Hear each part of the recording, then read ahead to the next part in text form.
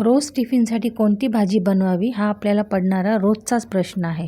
पण काही भाज्या अशा आहेत की ज्या झटपट आणि कमी वेळात तयारही होतात आणि लेकरांना आणि मोठ्यांनासुद्धा आवडतात. त्यातलीच एक भाजी शिमला मिरची. तर आज आपली साध्या सोप्या पद्धतीने आणि कमी वेळात होणारी शिमला मिरचीची भाजी आपण आज बनवत आहोत. भाजी बनवण्यासाठी एक कांदा, 4-5 हिरव्या मिरच्या मी कट करून तेलावर परतून घेतल्या आहेत. त्यानंतर आपण जी शिमला मिरचीची भाजी आहे ती कट करून घेतलेली आहे. कट करून ही भाजी आपण आतून देखील धुवून घ्यायची आहे. त्यातल्या बिया काढून घेतलेल्या आहेत आणि ती देखील आपण कांदा मिरचीसोबत परतून घेतली आहे. चवीनुसार मीठ घातलेलं आहे, हळद घातलेली आहे आणि पुन्हा आपण ती एकत्रित परतून घेतल्यानंतर 5 मिनटं वाफेवर आपण ती शिजवून घेणार आहोत. 5 मिनटानंतर झाकण काढून पाहिल्यावर आपली भाजी इथे शिजलेली आहे. अगदी 5च मिनटात ही भाजी वाफेवर शिजून तयार होते.